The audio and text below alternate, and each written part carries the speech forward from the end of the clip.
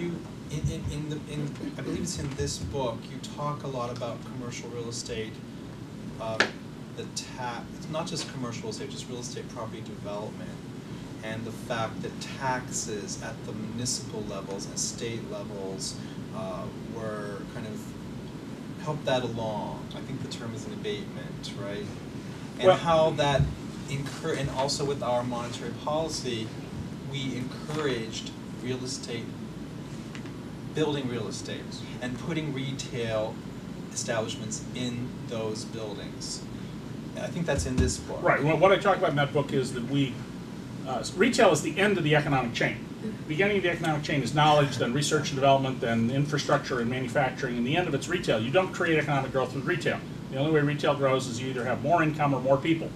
And yet what we're doing is massively subsidizing retail in the United States. Right, because of the tax abatements at the local and made by local jurisdictions.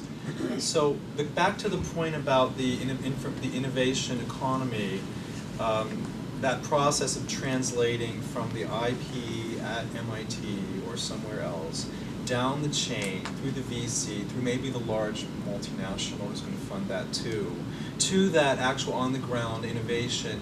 What kind of a taxation policy would you envisage that could encourage that more effectively? Well, first of all, you have to remember that a lot of innovation arises from people who are not trying to make money, all right?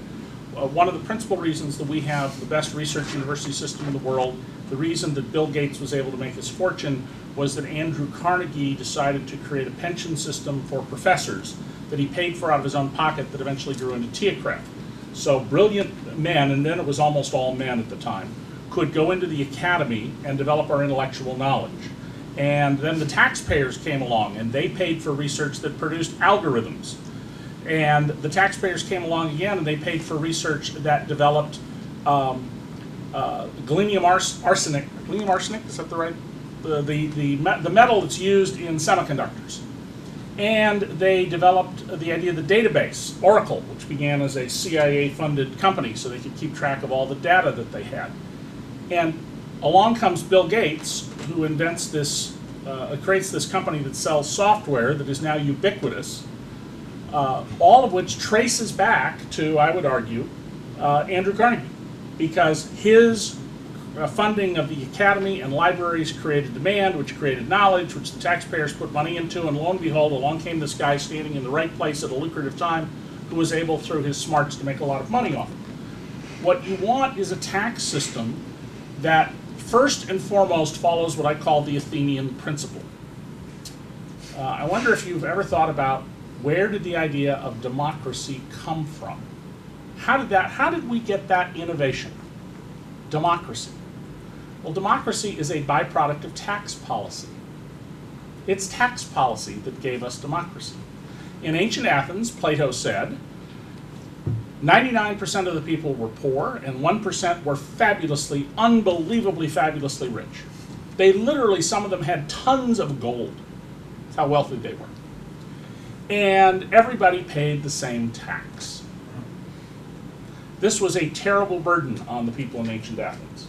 And it resulted in, although we have minimal records of this, I think I can say with a lot of confidence based on human nature that it led to all sorts of problems. People who undoubtedly committed acts of prostitution to raise the tax, because if you didn't, you would be thrown out of this paradise into a Hobbesian world.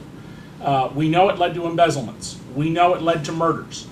And after 200 years of chewing on this, the Athenians came up with this brilliant insight.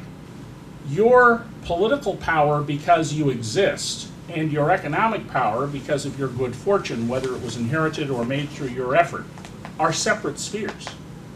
They are not the same thing.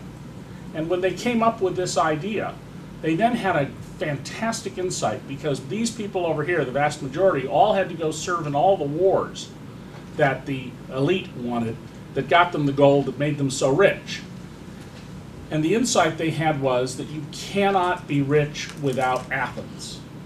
Because without Athens, some group of thugs, the Philistines, the Cretans, the Grotans, whoever, would come and just take your wealth. The state makes your wealth possible. Therefore, the greater the wealth you are able to accumulate, the greater the share of it you must pay back, so that Athens will endure and others will have the opportunities you have had. This is your moral duty. And it was when they invented progressive taxation that we invented democracy. If you want to have a society in which you're going to see innovation flourish, you have to have that kind of bedrock thinking about how do we organize our society. Do we want a society in which people who are very bright cannot get graduate degrees because we've turned college into a business, one of the most profitable, the lending part of it in particular, businesses in the world.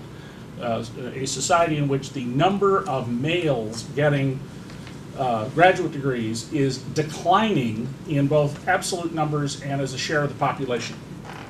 Do you want to create a set of rules that make it almost impossible to raise capital that will require a long-term return? The return might be 1,000 to 1, but it'll be in 10 years. And someone else says, oh, no, we can get a 20 to 1 return this year. Therefore, we'll take that. We have to think about how we set up the basic fundamental rules. And the tax system that works best for that is a system that taxes people at the end of their lives. It is a steeply progressive expansion of an estate tax and a gift tax system that taxes you when you die and allows you to build up capital during the time that you're alive.